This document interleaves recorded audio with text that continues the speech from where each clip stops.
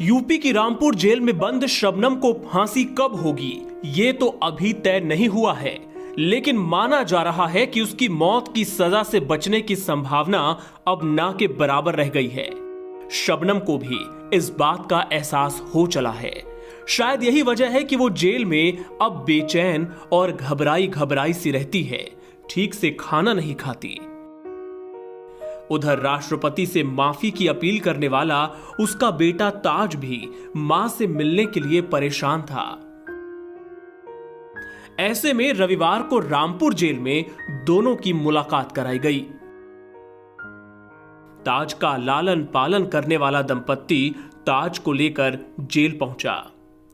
तीनों जेल के अंदर दोपहर लगभग 12:10 पर दाखिल हुए और 1:15 पर बाहर आए।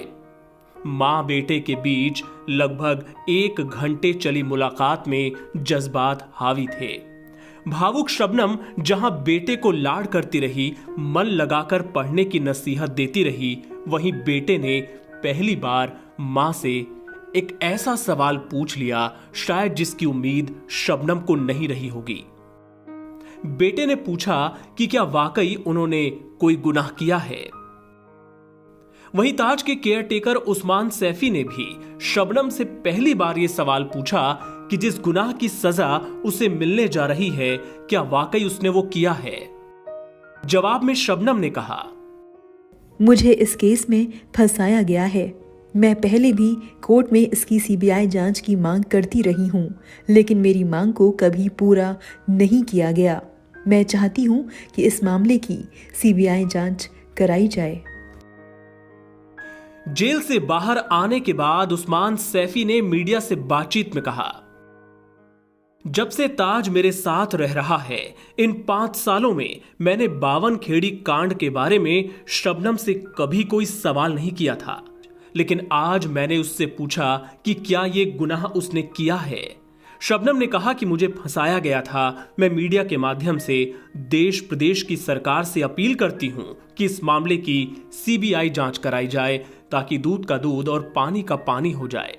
शबनम ने कहा कि वो पहले भी पत्र के माध्यम से ये सवाल उठाती रही है, लेकिन उसकी आवाज वहां तक नहीं पहुंच पाई जहां तक पहुंचनी चाहिए थी।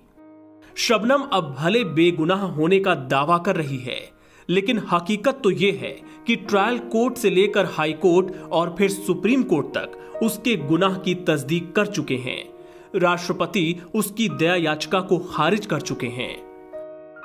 जाहिर है शबनम में इतना नैतिक साहस नहीं रहा होगा कि अपनी औलाद के सामने अपने जघन्य अपराध को स्वीकार कर पाती।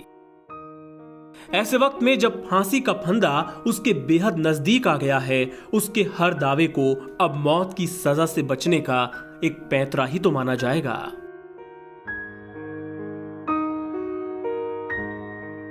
एनबीटी ऑनलाइन की रिपोर्ट।